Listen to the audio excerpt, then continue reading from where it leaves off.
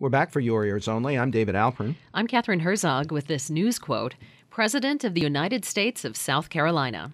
That's the invented office for which Comedy Central host Stephen Colbert said he was setting up an exploratory committee, turning over control of his super PAC to fellow mock news anchor Jon Stewart. One recent poll of likely Republican voters showed 5% support for Colbert in South Carolina versus only 4% for real candidate Jon Huntsman. Now this. We wanted to deliver the most innovative platform available and make it as user-friendly as possible. And today, I'm thrilled to announce that the best of Intel's computing is now coming to smartphones. Intel CEO Paul Otellini unveiled the latest in Ultrabook and smartphone technologies at the 2012 Consumer Electronics Show in Las Vegas last week. And it was just one of the high-profile high-tech introductions at the annual event, from which ordinary consumers, ironically, are mostly excluded. So here now with a recap of the latest gizmos and larger trends for Your Ears Only is Jon Phillips, editor of the Gadget Lab blog at Wired.com. Welcome to our show. Thanks very much. It seems Intel is a driving force behind the new breed of Ultrabooks. What are they, and how do they compare with what we understand as laptops and tablets? Right. So Intel actually has trademarked the term Ultrabook, and what they're trying to do is support their initiative to push more high-performance, low-power draw processors into the marketplace. So these CPUs are going into Ultrabooks. And essentially, they're very thin notebooks, very light, and they have batteries that last quite a long time for their performance that they deliver. And another key feature is that rather than using traditional hard drives, they use solid-state memory. And so, unlike a traditional PC that might take 30 seconds to boot up, you open up your Ultrabook, hit the power button, and boom, you're up and running very quickly. And so it's a very friendly consumer experience, and in large part, it's a response to the MacBook Air, which is so successful for Apple.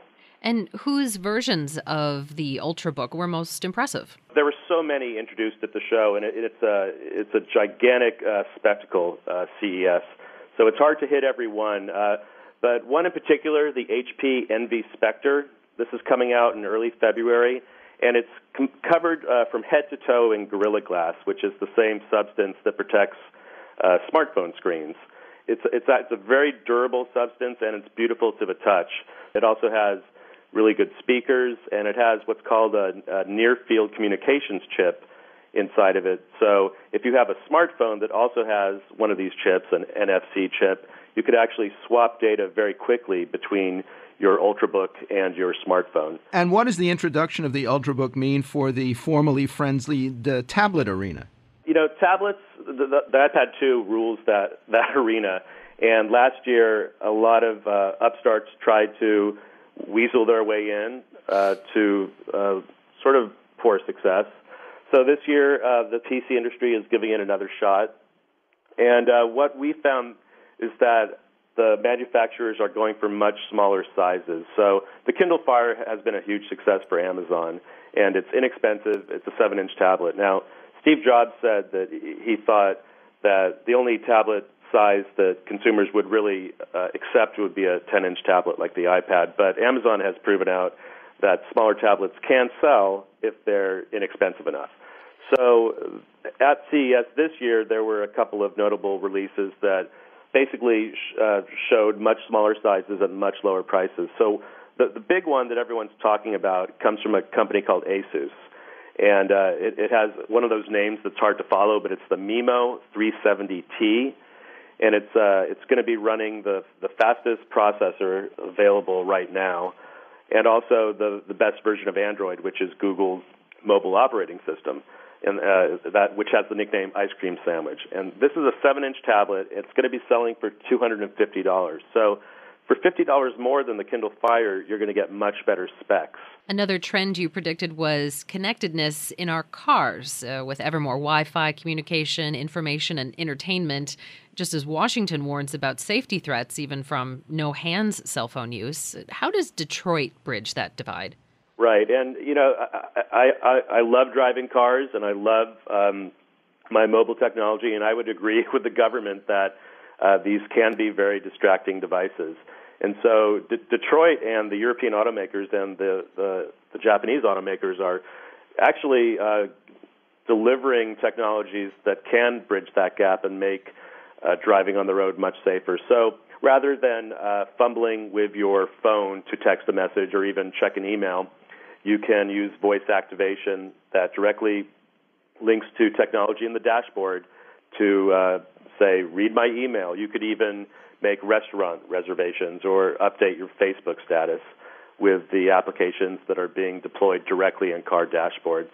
And so where before these were very high-end options that you might find in only the highest level versions of each automaker's brands, now they're dribbling down to the lower end too, and so it's sort of no longer a luxury item, but a checkoff item, if you will, to have this kind of connectivity inside your car. You also found health and fitness gadgets with connectivity, including a scale by a company called Fitbit. Tell us more about that. Right, and so this is very cool, and this is one of this is a trend that's emerging in big force at CES, but we've been seeing it for the past year. So Fitbit has made for the last couple of years a little tiny. It's essentially the size of a large paper fastener. You would put it in your pocket, and it can record how many steps you take, how many stairs you climb, how many miles you've walked, hiked, or run. And so they're well known for that, and it's a very successful product.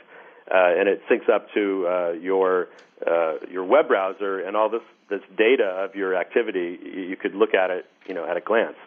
And so at CES, they introduced the Fitbit Aria Wi-Fi scale.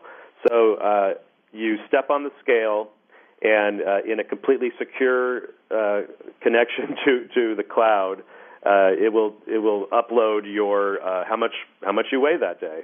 And you could also go to a web browser or an app and see your body weight change over time. Another interesting thing about this scale is that up to 8 different family members can use the same scale. The scale will automatically recognize who's stepping on the device. Jon Phillips is editor of the Gadget Lab blog at Wired.com. Quote from the news, "I didn't even know phones came with alarms." That was the unnamed possessor of a new iPhone that accidentally went off during a New York Philharmonic concert, eventually stopping the performance and prompting his later apology. Quote, "It shows how important people still feel live performance is," said conductor Alan Gilbert. Next, Luck and Circumstance, a memoir of theater, TV, and paternity, for your ears only.